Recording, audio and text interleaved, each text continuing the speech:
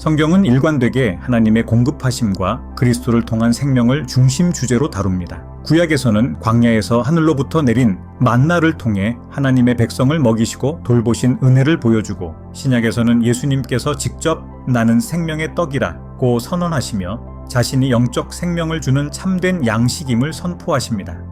이 두 장면은 단순한 배고픔의 해결이나 기적적 사건을 넘어서 하늘에서 내려온 양식이 인간의 생명에 어떻게 연결되는가를 신학적으로 설명하는 열쇠가 됩니다. 이 영상에서는 구약의 만나가 어떻게 신약의 예수님과 연결되며 오늘날 신자의 삶에서 어떤 의미를 갖는지를 살펴보겠습니다. 만나는 출애굽기 16장에서 처음 등장합니다. 이스라엘 백성이 애굽을 떠나 광야로 나와 며칠이 지나지 않아 그들은 먹을 것이 없어 모세와 아론을 향해 불평합니다. 그때 하나님께서는 하늘에서 그들에게 매일 먹을 수 있는 양식을 내려주시겠다고 약속하십니다. 이스라엘 자손이 그것을 보고 그것이 무엇인지 알지 못하여 서로 이르되 이것이 무엇이냐 하니 모세가 그들에게 이르되 이는 여호와께서 너희에게 먹으라고 주신 양식이라. 만나는 문자 그대로 이게 뭐지? 라는 의미를 담고 있습니다. 이는 인간의 기대나 설명을 뛰어넘는 하나님의 기적적 공급임을 상징합니다. 백성들은 처음 보는 이 양식에 당황했지만 이는 이후 40년 동안 그들을 먹이게 될 하늘의 떡이었습니다. 광야는 생존에 필요한 기본 조건조차 갖추어지지 않은 곳입니다. 하나님은 그런 환경에서 이스라엘을 인도하시며 그들의 모든 필요를 초자연적으로 채우셨습니다. 만나와 메추라기, 반석에서 솟는 물, 구름 기둥과 불 기둥 등은 하나님의 전적인 공급의 상징이었습니다. 만나는 그 중에서도 가장 장기간에 걸친 기적이었고 백성들은 하루하루 하나님의 신실하심을 경험하며 살아갔습니다. 이는 예수님께서 일용할 양식을 오늘 우리에게 주옵시고 라고 가르치신 주기도문의 배경이 되는 장면이기도 합니다. 하나님은 그들에게 날마다 아침 이슬과 함께 만나는 내려주셨고 백성들은 그것을 거두어 하루를 살아갔습니다. 많이 거두어도 남지 않고 적게 거두어도 부족하지 않게 하신 하나님은 단지 공급자가 아니라 삶 전체를 통제하시고 이끄시는 분이셨습니다. 하나님은 만나를 통해 단순한 음식 제공 그 이상을 계획하셨습니다. 만나는 정해진 방법으로만 거둘 수 있었고 순종의 태도가 요구되었습니다. 매일 아침만 거둘 수 있고 해가 뜨면 녹아 사라졌습니다.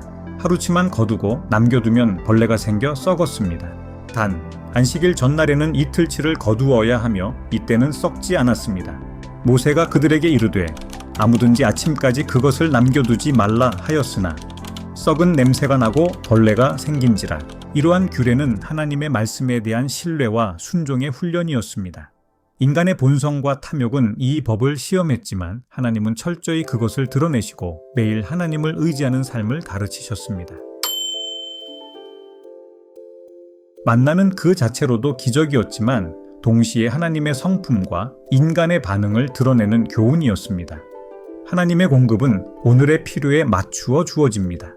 많은 것을 쌓는 것이 아니라 신뢰로 사는 삶이 중요합니다. 불순종은 결국 썩어 없어지는 결과를 낳습니다.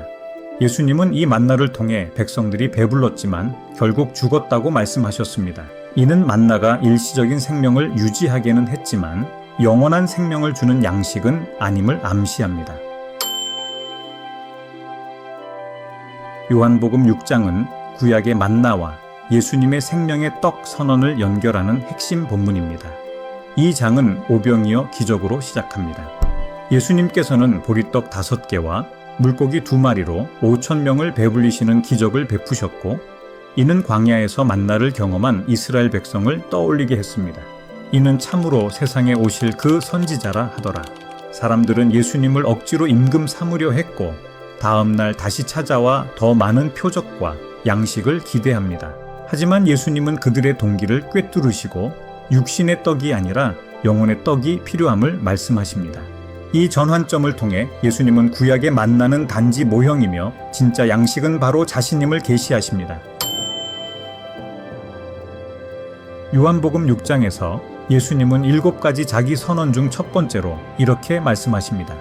예수께서 이르시되 나는 생명의 떡이니 내게 오는 자는 결코 줄이지 아니할 터이요. 예수님은 자신을 단순히 양식을 주는 자가 아니라 양식 그 자체로 소개하십니다. 이는 단지 배고픔을 해결하는 것이 아니라 영혼을 살리는 존재적 공급자임을 의미합니다. 만나는 매일 먹지만 결국 죽습니다. 하지만 예수님은 먹으면 영생을 얻는 영적 양식입니다. 이는 모세가 내려준 만나와는 비교할 수 없는 수준의 하늘에서 직접 내려온 생명의 본질을 담고 있으며 예수님의 정체성과 구속사적 역할을 선명하게 드러냅니다. 예수님은 자신의 정체성을 보다 구체적으로 밝히시며 말씀하십니다. 나는 하늘에서 내려온 살아있는 떡이니 사람이 이 떡을 먹으면 영생하리라. 내가 줄 떡은 곧 세상의 생명을 위한 내 살이니라. 이는 단순한 비유를 넘어서 자신의 살을 떡으로 주겠다는 예언적 선언입니다. 예수님은 십자가에서 실제로 자신의 몸을 찢어 세상의 생명을 위한 희생의 떡이 되셨습니다.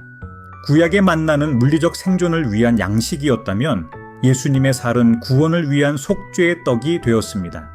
이 떡은 단순히 먹는다는 행위로 끝나는 것이 아니라 예수님과의 신비로운 연합, 즉 영적으로 그분을 믿고 받아들임을 의미합니다. 예수님의 이 선언은 청중들에게 큰 충격이었습니다. 그들은 이 사람이 어찌 능히 자기 살을 우리에게 주어 먹게 하겠느냐고 반발합니다.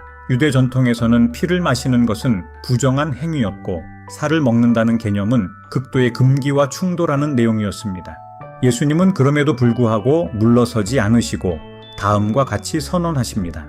내 살을 먹고 내 피를 마시는 자는 영생을 가졌고 마지막 날에 내가 그를 다시 살리리니. 이 말씀은 육체적 해석이 아닌 믿음을 통해 예수님의 죽음과 생명에 참여하는 신앙의 실제를 상징합니다. 예수님은 요한복음 6장에서 만나와의 연속성과 대조성을 동시에 드러내십니다. 만나와 예수님 모두 하늘에서 내려왔습니다. 만나는 육신 생명을 유지하게 했고 예수님은 영혼의 생명을 부여하셨습니다. 만나는 매일 먹어야 했지만 예수님은 한 번 믿으면 영생이 주어집니다. 만나는 결국 죽지만 예수님은 죽지 않고 영생하게 됩니다. 이 대조를 통해 예수님은 자신이 구약의 예표를 완성하신 참된 생명의 떡임을 강조하십니다. 단지 한 끼를 위한 기적이 아니라 구속의 중심에 서 계신 하나님의 선물인 것입니다. 예수님은 요한복음 6장에서 반복적으로 영생을 강조하십니다. 단지 육체의 배고픔을 채우는 것이 아니라 영혼의 목마름과 존재의 공허함을 영원한 생명으로 채우시겠다는 약속입니다. 나는 하늘에서 내려온 떡이니 사람이 이 떡을 먹으면 영생하리라. 이 생명의 떡은 현재의 양식이면서도 미래의 부활을 보장하는 언약의 표식입니다. 예수님을 믿고 그 안에 거하는 자는 죽음 이후에도 다시 살아나며 하나님 나라에서 완전한 생명으로 거듭나게 됩니다. 이는 구약의 만나가 줄 수 없었던 오직 예수님만이 줄 수 있는 생명의 본질입니다. 요한복음 6장에서 많은 사람들이 예수님의 말씀을 문자적으로 이해하고 떠나갔습니다. 그러나 예수님은 단순히 육체적 행위나 신비주의적 체험을 말하신 것이 아닙니다. 먹는다는 표현은 히브리적 사고방식에서 영적으로 받아들이고 내면화한다는 의미를 가집니다. 즉, 믿음으로 예수님의 죽음과 부활을 받아들이는 것이고 삶 속에서 예수님의 가르침에 순종하며 동행하는 것이며 내가 주인이 아닌 예수님이 생명의 주인임을 고백하는 태도입니다. 이처럼 예수님을 먹는다는 것은 실제적인 믿음의 고백과 삶의 순종을 요구하는 것입니다. 단순한 의식이나 지식이 아닌 살아있는 관계로의 참여입니다. 만나와 생명의 떡은 시간과 언약을 뛰어넘는 하나님의 공급과 사랑의 상징입니다. 구약의 백성은 만나로 광야에서 살았고 신약의 신자들은 예수님으로 세상 광야 속에서 영원한 생명을 공급받습니다. 우리는 매일의 삶 속에서 예수님을 만나고 먹고 마심으로 그분과 동행하며 살아가야 합니다. 그분은 배고픈 자에게 생명을, 방황하는 자에게 방향을, 믿는 자에게 영생을 주시는 생명의 떡이십니다.